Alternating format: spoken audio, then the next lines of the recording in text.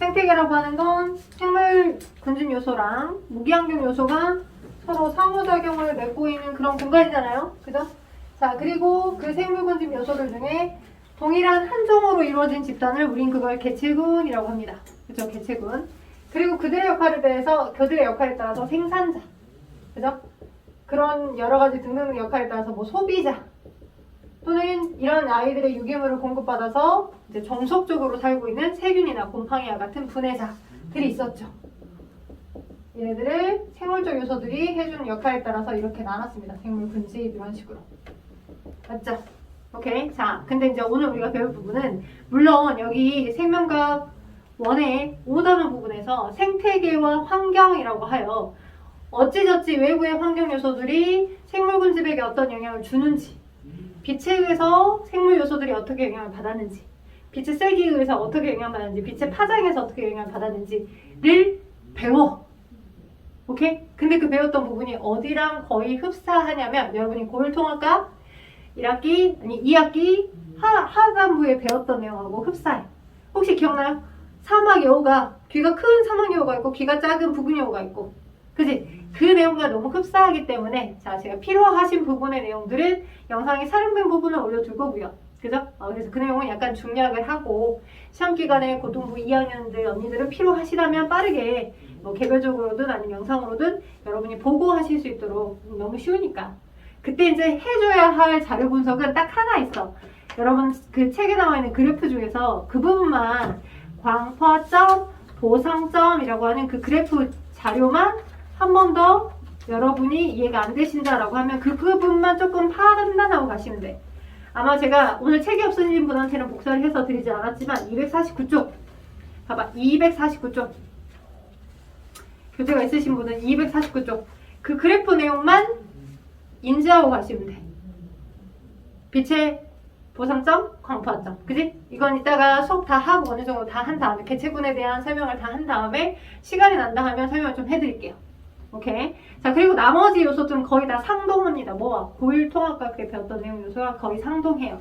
따라서 넘겨서 251쪽, 이제 250쪽까지 내용은 고1 때 배웠던 내용과 거진 상동하고요. 249쪽 내용까지는 고1 때 배웠던 내용과 거의 상동하고 251쪽에 해당하는 내용은 고1 때는 배우지 않았던 부분의 내용 요소이다 보니까 자료 분석과 그래프 분석들 위주로 5단원 생태계에 대한 설명을 해드릴게요. 다시 한번 말씀드리지만 유점보다는 점수를 딸 수 있는 아주 고급진 밭입니다. 점수밭. 오케이? 따라서 이 점수밭에 있는 밭작물들 여러분이 열심히 다 주워 먹으셨으면 좋겠다라는 생각을 말씀을 드려보고요. 자, 그렇기 때문에 빠르게 개체군과 군집에 대해서 개체군의 특성이 어쩌는지, 그리고 군집의 특성은 또 어떠한지를 한번 빠르게 잡아드려 볼게요. 자, 그리고 거진 이제 시험 대비가 12월, 기말고사 12월 9일이던가? 명진이 12월 15일, 그치, 15, 16일, 그치. 26일로 넘어가는 사람들 없죠? 26일로, 그래. 역시 26일로 넘어가는 사람이 한 명 있었던 것 같은데, 우리 학원은 아직 안 다니게 됐나? 아무튼 헷갈리긴 하는데, 여튼 고민 중에 있기 때문에, 여러분도 이제 파이팅 넘치게 11월달부터 12월달까지 다 파이팅 넘치게 할 거라, 예수님의 생신날 쉬는 게 어떨까, 안 쉬는 게 어떨까 지금 고민 중에 있는 상태여서 날짜를 자꾸 물어봤고요. 그건 그것더라도 여러분의 2학년이면 2학년, 2학기면 2학기 1학년들 등등 마무리를 좀 잘 하시는 시간이 되었으면 좋겠다는 생각을 해보면서 251쪽을 가보도록 할게요. 251쪽 개체군의 특성. 자, 개체군의 정의가 뭐였어요? 일정 지역에 살고 있는 한 종으로 이루어진 집단이었죠. 일정 지역에 살고 있는 동일한 한 종으로 이루어진 집단. 하나의 같은 총으로 구성된 집단. 일정 지역 또는 면적에 살고 있는 한 종으로 이루어진 집단을 우리 뭐라 하자? 개체군이라고 합니다. 자, 개체군의 밀도라고 하는 요소가 있어. 자, 밀도. 우리 밀도는 전반적으로 뭐 물리에서든 화학에서든 단위 부피 안에 똑같은 제한된 일정의 부피 안에 차지하고 있는 그들의 입자수, 질량수, 부피분의 질량이 밀도잖아요. 근데 얘네들 부피분의 질량으로 이제 측정하기는 어려우니 생물에서 말하는 개체군의 밀도는 면적당, 그지? 그 특정 개체군을 구성하는 이 아이들의 뭐야? 수, 개체수. 그래서 개체군의 밀도는 개체군이 생활하는 공간의 면적, 그지? 개체군이 점거하는, 개체군이 차지하고 있는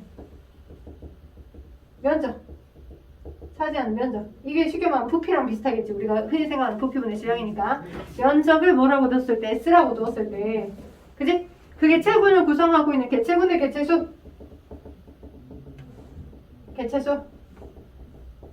뭐라 하겠어? 이런 식으로 표현할 수 있겠죠. 그것을 뭐라 한다? 개체군의 밀도로 하겠다. 자, 그러면 일정 면적. 자, 야생의 환경에서는 이 일정 면적을, 사람은 이 일정 면적을 부동산 투자하기, 그지? 면적을 넓힐 수 있어. 땅을 살 수 있고 집을 살 수 있고 면적이 넓어질 수 있게끔 할 수 있어. 근데 야생의 얘네들 생물들은 그러기는 어렵잖아. 그지? 내 땅이야. 저리 꺼져. 막 이러게 땅 가지고 막 뭐 이렇게 문서 쓰고 계약하고 그러진 않잖아요. 야생 공간에서는. 그러니까 이 야생의 공간에서의 특정 뭐 사슴의 개체군의 밀도, 아니면 뭐 사자 개체군의 밀도, 이 밀도를 결정해주는 요소들은 뭐가 되냐? 이렇게 면적이 있으면 차지하는 면적이 있다고 한다면, 자, 개체 수가 늘어났냐 또는 감소했냐가 밀도의 변화 요인이겠지. 그지? 거의 면적은 일정하다라고 했을 때 자연계에서 면적은 일정하다라고 했을 때 개체군의 밀도의 변화 요인은 주로 개체 수의 변동이겠구나. 그지? 그럼 개체 수는 언제 어떻게 변동이 되겠어? n의 변동에 의해서 밀도가 달라지더라. 그지? 그렇다면 n의 변동은 이 일정 공간 안에 n의 개체 수라고 하는 것의 변동은 뭐가 될 수 있겠어? 출생률과 사망률의 차이죠. 그래서 똑같은 개체 수가, 그지? 일정 면적에 살고 있는 아빠 사자, 새끼 사자, 사돈의 팔촌 사자, 사돈의 그 새끼들, 사촌 동생들, 뭐 누나들, 이런 등등등이 다 일정 면적에 살고 있는 사자로 이루어져 있는 개체군들의 하나하나 한 명들인데, 그지? 그 아이들 중에 이제 결혼을 해서 자손을 낳는다거나, 지금 우리 한국도 마찬가지잖아. 결혼하는 이제 인구들보다 이혼하고 그냥 결혼했다 하더라도 아기를 낳지 않은 인원들. 그러니까 산술적으로 두 명이 하나도 안 낳는 거잖아. 쉽게 말하면 결혼하는 인원수도 없고 그 두 명들이 합산돼서 두 명도 안 낳는 거니까 점점점 출생률은 감소할 거고, 그러니 이 개체 수가 점점 줄어들고 있는 상황인 거죠. 마찬가지로 출생률이 사망률보다 낮거나, 그지? 그러면 개체 수는 감소하겠지. 사망률이 높으면 출생률보다 사망률이 높으면 이제 개체 수가 감소할 거고, 그 다음 여기 있던 얘네들이 여기 이 땅보다 다른 쪽으로 이사 결과하고 하는 식으로 이출률이 높거나 이임률보다. 네, 그래서 개체 수의 변동 요인은 이임률, 이출률과 그것 두 개의 비교와 출생률, 사망률 그것 두 개의 비교에서 영향을 미칠 수 있다고 볼 수 있겠죠. 자, 그래서 어렵지 않게 보실 수 있어요. 자, 밀도가 감소한 요인은 사망과 이출률이 있다. 밀도가 증가한 요인은 출생과 이임률이 있다. 라고 나와있죠? 네모표 위쪽에. 자, 그 다음 개체군의 생장 곡선각.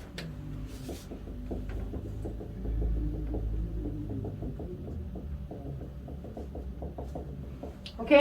그리고 개체군의 생존 곡선. 두 개의 그래프의 차이를 인지하시면 됩니다. 개체군의 생존 곡선 그리고 개체군의 생장 곡선. 자, 생장 곡선은 무엇을 생장 곡선이라고 얘기하냐면요, 일정 면적에 거의 아무도 새끼가 태어나지 않은 상태의 암컷과 수컷 한 쌍이 있었을 때, 암컷과 수컷 한 쌍이 있었을 때 이 암컷과 수컷 하나하나가 이제 생식을 해서 자손을 낳았고, 이 낳았던 자손들도 또 각각 짝을 이뤄서 자손들을 낳게끔 할 거고. 오케이? 그러니까 여기 있는 모든 개체들이 다 생식에 참여한다는 전제 하에 이 면적에 살고 있는 그 동일 생물종으로 이루어져 있는 개체 수가 어떤 변동을 갖느냐를 보는 거야. 오케이? 태어난 자손이 거의 대부분 다 생식에 참여하고 그것들 다 생식에 참여해서 자손을 낳았다는 전제 하에. 그래서 이론적으로 어떻게 되겠어? 여기 Y축이 수면, 그리고 X축이 시간이면 시간의 흐름에 따라 2명이 4명 되고 4명이 8명이 되고 8명이 16명 되고 계속 2배로 계속 지수로 구조로 자라겠죠. 2, 4, 6이 아니라 2, 4, 8 이런 식으로 늘어날 거니까. 이렇게. 그래서 개체수는 점점 시간의 흐름에 따라 드라마틱하게 증가할 거라고요. 그죠? 이런 건 실제 일어날까요? 실제로 일어나는 일이라면 좋겠죠. 인구수 증가가 폭증할 거니까. 근데 우리 사람만 하더라도 물론 사람은 야생의 조건으로 비유해 볼 수 없으니까 특수한 환경이긴 한데 이제 모든 자손들이 다 생식에 참여한다라고 하는 건 이런 유토피아적인 어떤 상상이잖아. 그지? 거기다 얘가 어느 정도 이 개체수들이 어느 정도 늘어나고 난 다음에는 어떤 일이 생기냐면 늘어나다가 이 면적 자체도 동시에 늘어나게끔 해주지 않는 상황에서는 그죠? 여기 있던 얘네들이 처음에는 한 쌍밖에 없었어. 개체수들이. 걔네가 먹고 자고 공간을 넓게 영위했었을 거라고. 근데 점점점 얘네들이 자라나면서 공간이 좁아질 거야. 차지하는 공간이 늘어나지가 않아. 영토 싸움을 할 수도 있고 또 많은 얘네들이 있기 때문에 먹이도 부족할 수도 있어. 그치? 적게 먹는 스트레스도 있을 거고 그러다가 사망률도 늘어날 수 있을 거야. 못 먹은 애들은 죽을 수도 있겠지. 그치? 그 다음 노폐물도 쌓아져 갈 거라고. 그죠?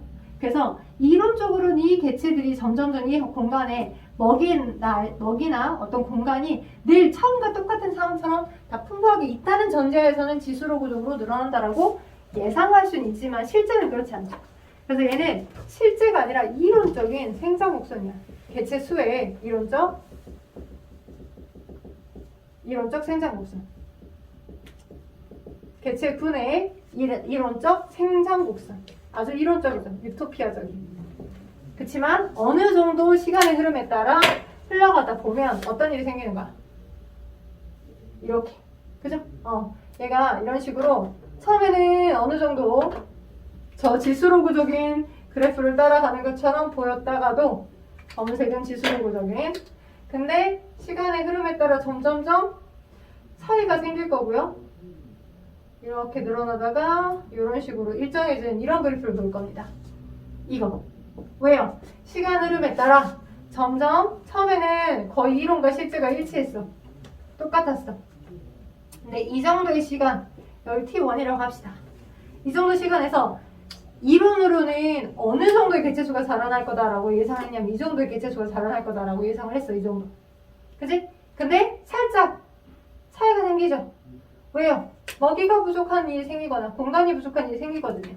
그죠? 이 차이만큼이 이런 차이 아래는 파란색이니까 이 차이만큼이 갭이야. 갭. 어떤 갭? 원인이 있어. 먹이가 부족했거나 노폐물이 축적됐거나 하는. 그 다음 또 시간이 더 지나서 여기서는부터는 이론은 이만큼 개체수가 늘어났었어야 돼. 이론은. 그지? 근데 실제는 그렇지 않다고. 이만큼의 차이가 생긴다고. 그지? 이론은 이만큼 늘어났었어야 해. 오케이? 근데 실제는 이런다고. 차이가 생겨서 더 이상 늘지 않는다고. 그지? 이 차이만큼이 뭐 때문에 생긴 거야? 이런 차이만큼이 무엇이야? 원래 실제, 그러니까 예상으로 실제는 더 많이 늘어났었어야 되는 게 맞지만 공간이나 먹이나 먹이 부족이나 노폐물 축적과 같은 뭔가 일이 생긴 거죠. 시간의 흐름에 따라. 시간이 지나갈수록. 그렇죠? 그걸 우리는 네 글자로 표현합니다. 무엇? 시간 흐름에 따라 생긴 환경 저항. 그래서 시험 문제에서 뭐가 많이 나오냐면 이 환경 저항은 언제부터 있었냐? 라고 물어봐요. 이 두 개. 실제와, 그러니까 이론과 실제 그래프에 갭 차이가 생길 때부터 환경 저항이 생기는 거야. 여기 처음 초반에는 이 두 그래프에 차이가 없었어. 검정색과 파란색의 차이가 없었지. 그지? 근데 검정색과 파란색의 차이가 없었는데 검정과 파랑의 차이가 없었는데 그런데 시간의 흐름에 따라서 어째지고 있어. 이게 똑같았을 때는 문제가 안 생겼는데 이때부터 차이가 생길 때부터 검정과 파랑의 차이가 생길 때부터를 환경 저항이 존재했다라고 보는 거예요. 되겠어요? 환경 저항이 존재했다. 이 그래프의 차이가 생길 때부터 환경 저항이 생기게 된 거고요. 그 환경 저항은 시간의 흐름에 따라 점점 더 생기는 거야. 왜? 상식적으로 개체수가 늘어나면 당연히 환경 저항이 더 커지겠지. 그쵸? 개체수가 늘어나면 당연히 똥 싸는 애들도 많아질 거고 당연히 공간도 더 필요할 거고 노폐물도 더 많이 쌓여있을 거고 오케이? 그래서 시험 문제 많이 나오는 것 중에 하나가 T3일 때 환경 저항이 T1보다 더 적다라고 얘기하는 것들 나와요. T3일 때가 T1일 때. 왜냐면 T3는 이게 이렇게 반반하잖아. 그러니까 뭔가 그래프의 변화 곡선, 접선의 교위가 크지 않잖아. 그래서 다 끝났다라고 생각해서 환경 저항이 없다라고 사람들이 예측한다고. 근데 그게 아니라고. 환경 저항이라는 건 이 차이야. 실제와, 그러니까 이론과 실제의 차이, 이만큼이 환경 저항이야. 오히려 시간의 흐름에 따라 환경 저항은 더 커지는 거야. 되겠어요? 그래서 환경 저항은 T1, T2, T3 세 개를 비교했을 때 T3 때가 훨씬 더 큽니다. 이게 지금 무엇 곡선이다? 이론과 실제의 차이 곡선, 개체군의 생장 곡선이야. 오케이? 생장 곡선, 개체군의 생장 곡선. 자, 그럼 개체군의 생존 곡선은 무엇을 생존 곡선이라고 하냐? 생존 곡선. 개체군의 생존 곡선. 생존 곡선은 개체군이 여러 종류겠죠. 왜냐면 우리 주변에 존재하고 있는 생명체의 종류가 다 다르잖아. 그지? 다람쥐, 뭐 히드라, 또는 사람, 그 다음에 물속에 살고 있는 굴, 그죠? 또는 조개, 바지락, 이게 여러 종류의 생물들이 있는데 그 생물이 어떤 환경에 적응해서 살고 있냐에 따라서 어떠한 생물들은 되게 굉장히 짧은 시간에 거쳐서 생존율이 현격히 감소하는 거고 어떤 생물은 굉장히 오랜 시간 동안 본인의 생물학적 연령을 다 하다가 나중에 죽더라는 거야. 그러니까 개체군마다, 개체군의 그 타입마다 다 다르네. 그러니까 개체군의 생존 곡선 이라고 합니다. 1, 2, 3 세 종류가 있어요. 1, 2, 3 여러분 체크를 펴보세요. 동시에 출생한 일정 수의 개체들에 대해 상대 연령을 비교한 거예요. 상대 연령. 동시에 태어난 개체군을 그는 상대 연령을 비교한 거예요. 그래서 처음에 X축, Y축. 자, 조금만 힘내봐요. 주기적 변동, 상호작용까지 하고 좀만 쉬었다가 군집 들어갈 테니까 조금만 힘내봐요.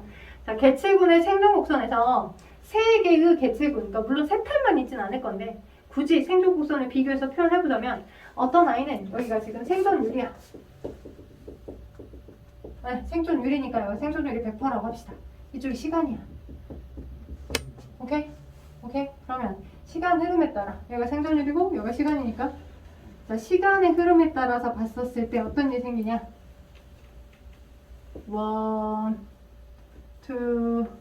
3 좀 극단적으로 그림을 그려봤어요. 어떠한 집단의 원형이야.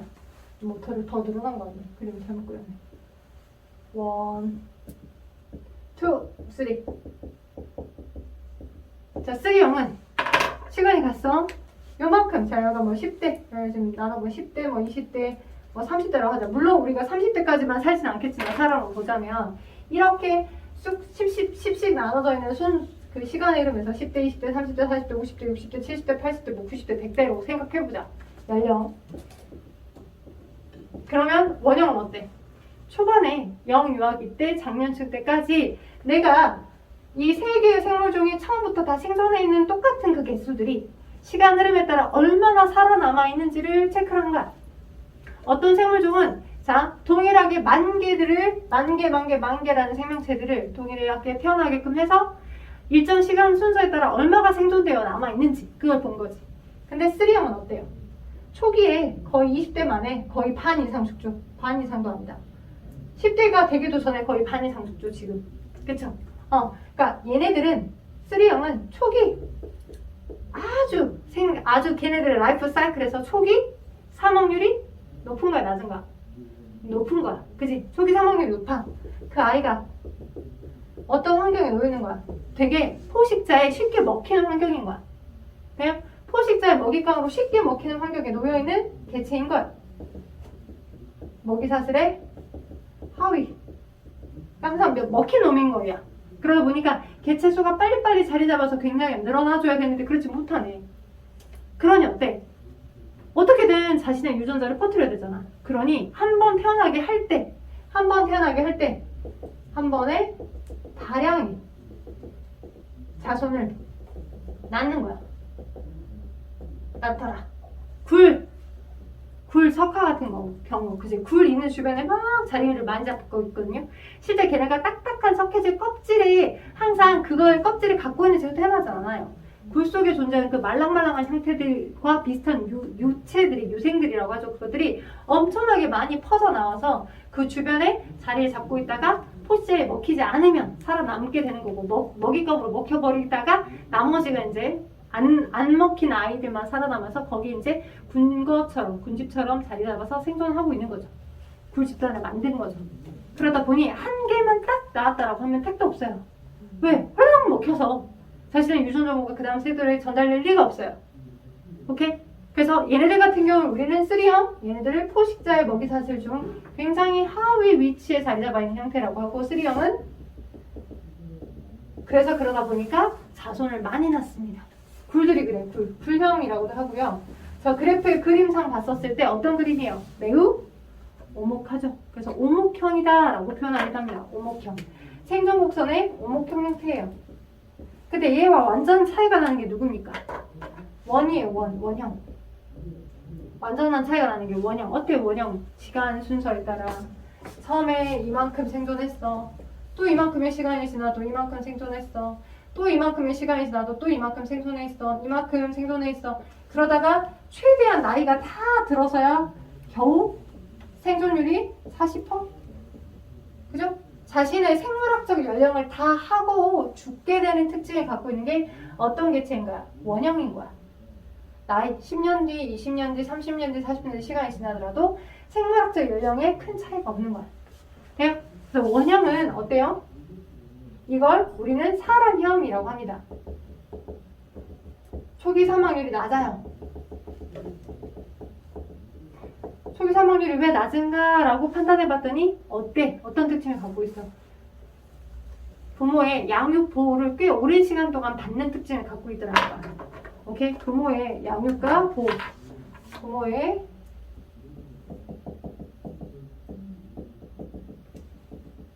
보호를 받는 특징. 그런 특징을 가지고 있는 게 원형이더라. 사람형과 유사하더라. 오케이? 그래서 초기 사망률이 낮더라. 그래서 생물학적 연령을 다 하고 죽더라.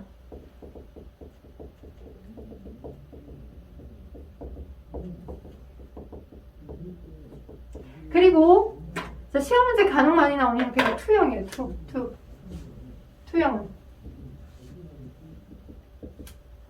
투형은 일정 시간의 흐름에 따라서 기울기가 거의 변화가 없죠. 올라갔다 내려갔다 올라갔다 내려갔다 하는 형태가 아니라 그냥 그대로 감소되는 그 기울기의 곡선 그래프를 그대로 보입니다. 얘네도 어때요? 일정한 사망률로 죽는 거야. 시간 순서의 흐름에 따라서 일정한 비율로 사망률이 유지가 되고 있기 때문에 감소되는 비율도 일정한 거지. 사망률이 차이가 나는 게 아니라 일정한 사망률을, 생애에 따라 일정한 사망률을 갖는 개체들. 어떤 개체냐라고 봤더니 다람쥐들이 주로 많이 그러네.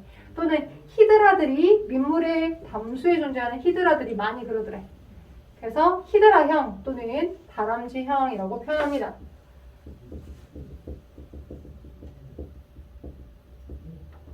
대략 16번 페이지 258쪽 16번 문제. 자, 모든 개체군이 다 그러는 건 아니지만 개체군의 주기적인 변동을 보이는 개체군도 있네. 그런 개체군이 주기적 변동을 보이는 형태의 단기적 변동과 장기적 변동이 있어요. 단, 장. 그럼 느낌상 자, 단기적 변동은 되게 시간의 흐름이 짧은 거겠고, 장기적 변동은 뭐 10년 아니면 20년 주기가 반복되는 형태겠죠. 자, 그 중에 단기적 변동에 해당하는 형태의 얘가 돌말에 계절마다 바뀌는, 계절에 따라 달라지는 돌말의 개체수 변화입니다. 오케이? 자, 계절에 따라 달라지는 돌말의 개체수 변화를 그림으로 나타내주는 형태인데요. 자, 돌말은 동물성 플랑크톤이라고 보시면 돼요. 동물성 플랑크톤. 오케이. 식물성 플랑크톤은 실질적으로 표현하면 해조류들 있죠. 해조류들. 스스로 강압성을 물속에 있으면서 뭐 핵함이나 온가사이나 뭐 이 정도 그런 형태들로 스스로 강압성을 해서 생명활동을 영위하는 형태들, 생산자 역할을 해주는 아이들입니다. 생산자. 플랑크톤이라고 해서 다 똑같은 건 아니야. 오케이? 그래서 대표 이제 조금 더 세부적으로 나눠보자면 식물성 플랑크톤과 동물성 플랑크톤으로 나눠볼 수 있는 거예요. 이렇게. 동물성 플랑크톤은 생산자 역할보다 오히려 더 소비자 역할이 더 커. 소비자. 그래서 뭐를? 영양염류와 같은 유기양분을 먹고 자라나냐? 아이야. 유기양분이 아니라 무기양분들, 물속에 많아진 인산기들이랄지, 뭐 인산이온이랄지, 부유, 물 위에 떠있는 양분, 이런 것들을 먹잇감으로 먹고 자라는, 오케이? 그런 늘어나져 있는 형태의 생물들을 스스로는 강압성하지 않은 생물들을 우리는 그걸 동물성 플랑크톤이라고 하는 거야. 오케이? 자, 그 중에 하나에 해당하는 게 이제 돌말이야. 돌말. 자, 근데 이제 돌말의 개체수 변화와 돌말이 서식하는 환경의 요인을 확인해 봤더니 어떠한 형태가 생기냐면 봄, 여름, 가을, 겨울 중에 겨울엔 돌말의 개체수가 거의 빨간색이 돌말이에요. 여러분 책에 돌말의 개체수가 거의 감소를 하다가 겨울에서부터 봄이 될 때쯤 돌말의 개체수가 급증을 합니다. 그냥 이렇게 증가하는 게 아니라 완전 폭발적으로 급증을 해요. 돌말의 개체수가 여러분 책에 있는 건 빨강이 아니라 약간 주황색 점선이에요. 겨울철에 거의 돌말의 개체수가 없었어. 근데 봄으로 넘어갈수록 갑자기 급증을 하다가 이렇게 거의 개체수에 급증해서 계속 높은 그 개체수의 그래프를 유지하는 게 아니라 시간의 흐름에 따라 점점 감소하다가 다시 언제쯤 봄, 여름, 가을, 겨울 이렇게 있을 때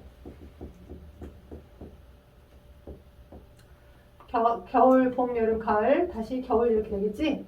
오케이? 그럴 때 여름에서부터 봄, 여름에서부터 가을쯤, 늦여름쯤에 다시 개체수가 늘었다가 또 감소하다가 오케이? 그리고 겨울 동안은 계속 감소되어 있다가 겨울에서 봄이 될 때쯤은 또다시 이렇게 개체수의 급증을 보이다가 늦여름쯤에 또다시 증가했다가 감소했다가 이런 그래프가 계속 반복되더라는 거야. 이런 식의 거의 1년을 주기로 봄, 여름, 가을, 겨울, 봄, 여름, 가을, 겨울, 봄, 여름, 가을, 겨울 그걸 주기로 해서 계속 반복되어가는 거지. 이렇게 늦여름에서 여름, 가을 이렇게 오케이. 그래서 도대체 이유가 뭔지를 봐봤더니 주변의 여러 환경적 요인과 믹스해서 해석을 해내야 하더라는 거야. 오케이. 그래서 자, 이러한 형태의 그래프의 흐름을 보일 때 누구는 영양염류가 여러분 그래프에서는 파란색이야. 거의 겨울에는 요랬어. 영양염류 함량이 높았어. 그러다가 이런 식으로 떨어지고 이렇게 되다가 얘가 늘어나니까 그러다가 이런 식으로 또 오랜 시간 동안 유지가 되다가 또 급감을 하다가 늘어나다가 급감을 하다가 이렇게 이런 그래프의 반복을 보이네. 파란색이 뭐야? 영양염류. 근데 영양염류만 영향을 미치는 게 아니라 무엇도 수온도 영향을 미치는 수온. 낮았다가 올라갔다가 온도가 올라갔다가 겨울에 또 이렇게 계속 낮아지다가 그래? 올라가다가 수온이 올라가다가 낮아지다가 그래? 이렇게 수온보다 훨씬 더 빠른 서클로 돌아가는 게 당연히 빛의 세기겠지. 빛의 세기가 훨씬 더 여기서 올라가다가 낮아지니까 올라가다가 낮아지니까 뭐 이런 식의 그래프가 앞에 거 뒤에 게 다 일치하면 좋겠지만 뭐 이런 식의 그래프 뒷타발 앞타발 뒷타발 이렇게 뭐 이런 식으로 자 뭐 기본적으로 알 거야. 빛의 세기가 증가해서 남중고도가 늘어난 이후에 온도가 오랜 시간 동안 더 유지가 되잖아. 그지? 그래서 자 일단 그런 전반적인 단기적 변동의 이유를 한번 따져보자는 거야. 그지? 항상 왜 겨울에서 봄으로 넘어갈 때쯤 영양 거의 이 돌말이라고 하는 아이의 개체수가 갑자기 급증하는가? 그지? 이 시기는 왜 그런가? 자, 원인은 세 가지가 골고루 다 세 가지 요인들에 의해서 우리가 해석해 볼 수 있으셔야 되는데, 이게 지금 빛이었고 얘가 수원이고, 그지? 세 요인이 고루 영향을 미치는 상태에서 여기서부터 여기로 넘어갈 때의 돌말이라고 하는 아이의 개체수의 급증은, 겨울은 온도랑 빛이 너무 약하고 수온도 너무 약했기 때문에 이 환경에서 돌말의 개체수가 늘지는 않아. 왜 늘지 않아? 이게 지금 이 점선의 검정색 점선이 돌말의 개체수잖아. 검정 점선이, 검은색 점선이 돌말의 개체수의 그래프잖아. 자, 돌말이 늘고 싶어. 충분히 먹잇감이 풍부했지만 돌말의 개체수가 먹잇감을 먹고서 분열법이랄지 이런 여러 가지 세포 분열, 체세포 분열 같은 방법으로, 영양 생식과 같은 방법으로 굉장히 빠르게 증식을 하고 싶지만 어떤 거야? 물질 대사를 활발하게 할 수 있을 만큼의 수온이 너무 낮은 거야. 그러니까 돌말이라고 하는 것 안에 있는 효소 시스템이 제대로 기능 못하고 있고, 그러니까 생식을 제대로 할 수가 없지, 아무리 먹이가 많아도. 그치? 그래서 겨울 온도가 너무 낮았기 때문에, 그치? 온도가 너무 낮기 때문에 그래서 돌말의 개체수가 늘어날 수가 없어. 근데 어느 정도 온도가 올라가니까, 빛도 올라가고 수온도 살짝 올라가니까, 그러다가 주변에 고정되어 있었던 영양염주도 풍부하게 존재하고 있었잖아. 그러니 먹잇감을 많이 먹어. 온도도 살짝 올라가니까 물질 대사도 좀 할 수 있어. 그래서 생식을 많이 해. 그러니까 자손을 많이 낳아. 자손이 많아지니까 점점점 태어났던 자손들, 태어났던 자신의 개체와 똑같은 아이들이 열심히 영양분을 쑥쑥 계속 흡수했을 거잖아. 그지? 계속 영양분을 계속 흡수를 하니까 어쩌겠어. 영양염료가 바닥을 치니까 이제 먹이감이 부족하니까 그냥 더 이상 생식을 계속 하지 못하고 급감을 하겠지. 그지? 아무리 온도가 온화해지고 훨씬 더 물질사를 잘할 수 있는 환경이 된다 하더라도 주변의 먹잇감에 해당하는 영양염료가 급감을 해버리니, 그지? 고여있었던 급감을 해버리니 뭐 잘할 수가 없는 거야. 그래서 온도랑 수온이 아무리 높은 이 환경이더라고 하더라도 여기서의 변이는 거의 원인의 변이는 뭐가 되죠? 영양염료지 뭐. 영양염료의 요인 때문에. 외부 요인 중에. 영양염료가 너무 낮아서. 그치? 온도도 온화하고 빛도 커서 충분히 물질을 할 수 있는 환경이지만 먹잇감이 너무 부족하니까. 근데 외부적인 요인에 의해서 외부에서 영양염료가 살짝 유입돼 들어오니 온도도 좋고 수온도 좋고, 그지? 이때보다 낮지 않으니까 온도도 좋고 수온도 높고, 그래서 외부에서 영양염료가 들어오니까 그 역할로 살짝 돌말의 개체수가 늘었어. 근데 계속 영양염료가 늘어난 상태는 아니니까 감소가 됐어. 오케이? 감소가 됐다가 영양염료는 계속 공급이 됐다라고 하더라도 너무 온도가 낮은 거야. 여기하고 여기가 조금 더 낮게 그림을 그려줘야 돼. 너무 외부에서 나름 영양염료가 많이 공급됐다 하더라도 너무 온도가 낮은 거야. 수온도 낮고 빛의 세기도 낮고. 그래서 다시 가을쯤에는 증식하지 못하는 형태들이 된 거지. 그러니까 세 가지의 요인이 골고루 영향을 미치는 조건의 그래프. 그게 계속 계절마다 반복이 되니까. 그지? 계절마다 반복되니까 단기적으로 봄, 여름, 가을, 겨울에 반복적으로 이런 그래프를 보이더라 라고 하는 게 대체군의 주기적 변동 중 단기적 변동의 대표적인 예시예요. 1년을 주기로. 그래서 기억, 수온이 낮아지면 돌말 개체수가 증가한다. 맞을까? 전체적인 범위에서 그걸 다 싸잡아서 설명하기 어렵지. 그치? 일반적으로 왠지 맞는 것 같지만 어떤 구간에선 영양염료에 의해서 개체수가 증가할 수도 있잖아. 그치? 그래서 기억 땡! 그죠? 남디은 수온이 낮은 가을과 겨울. 그렇지, 조금 더 딥하게 구체적으로 나눠줘야죠. 수온이 낮은 가을가 언제? 겨울에. 그죠?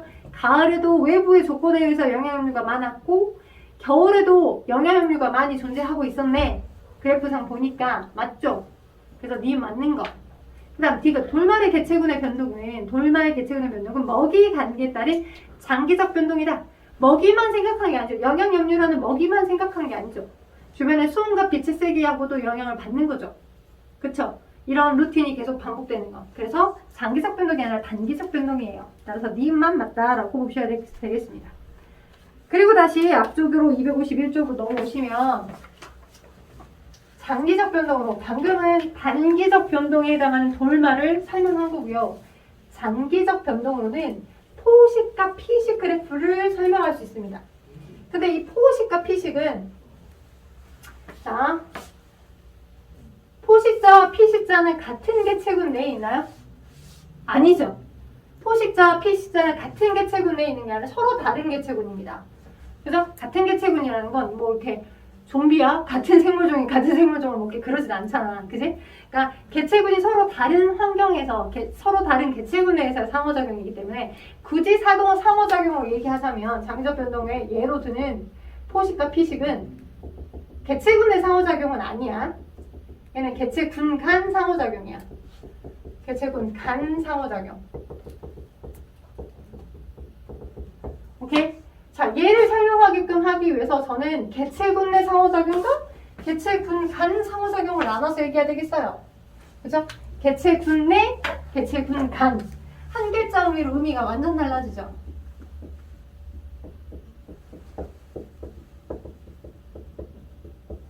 미안해, 사이간자 까먹었어.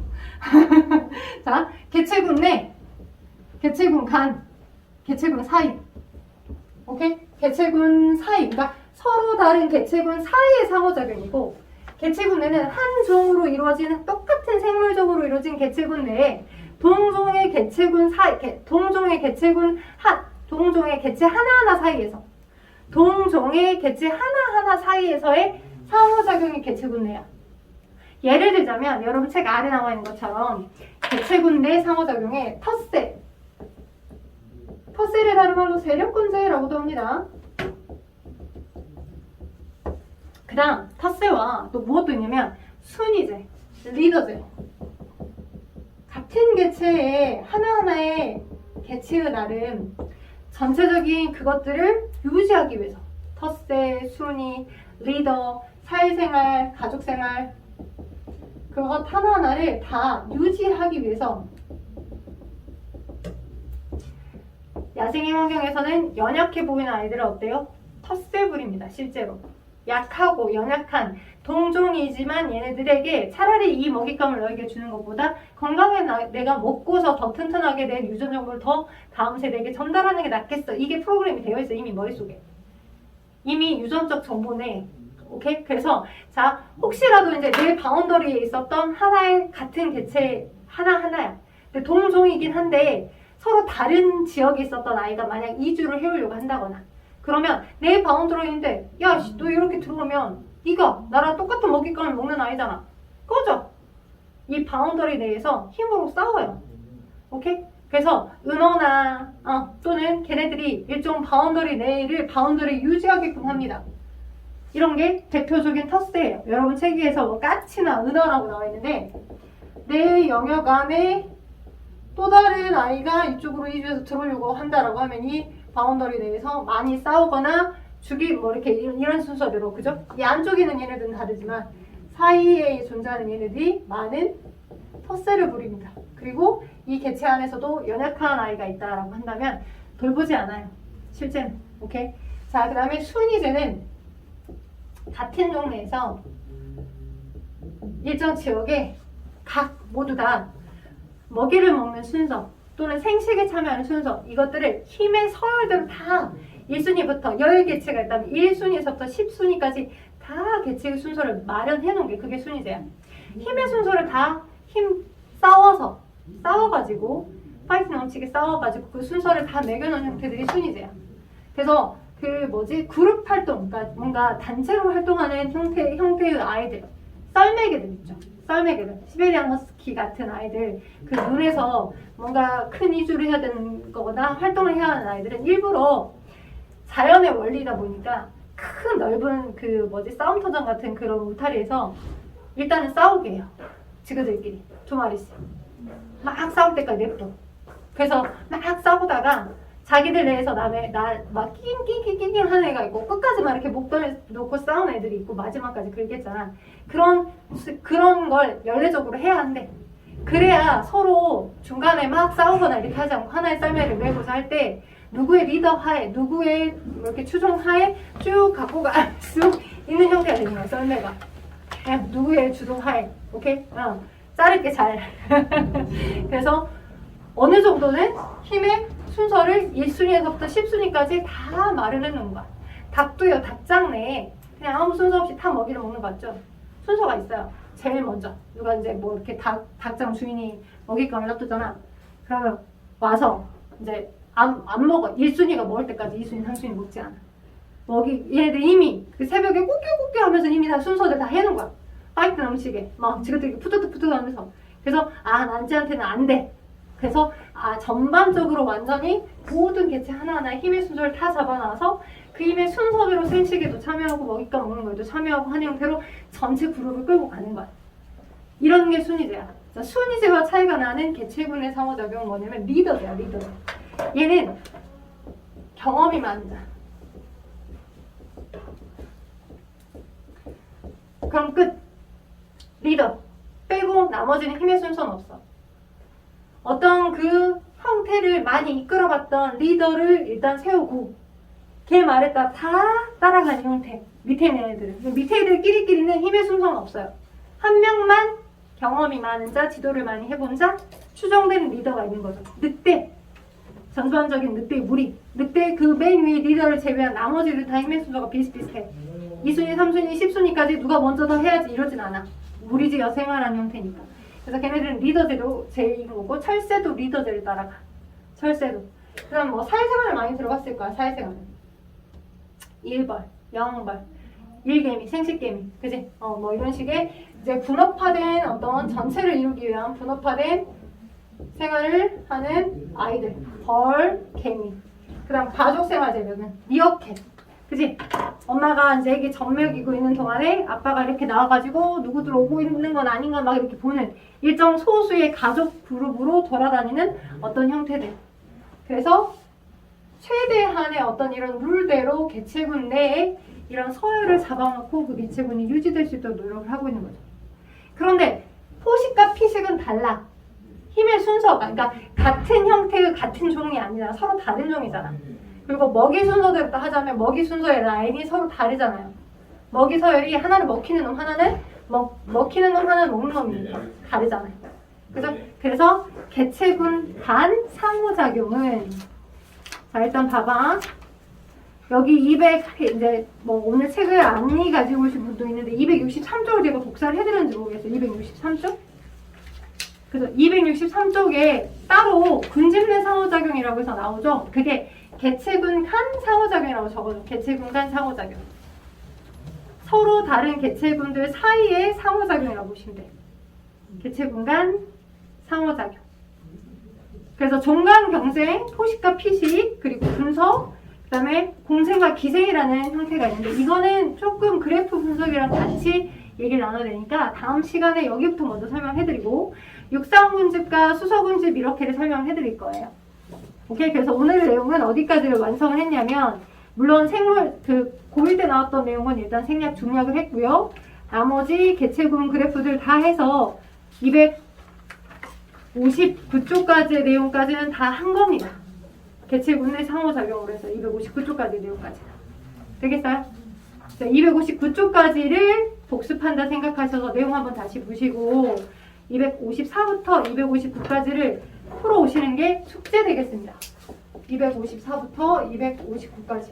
선생님 지금 뭐 물론 잘 본 친구도 있지만 조금 빨리 기말고사 때 확 올리셔야 되는 분들도 있는 부분이기 때문에 진도를 빡 나가고 다양한 문제와 그치? 자꾸 확인해보는 문제를 많이 점검하게 하는 게 좋을 것 같아서 일단 단원을 하나를 후딱 끝냈어요. 중단원 정도까지를.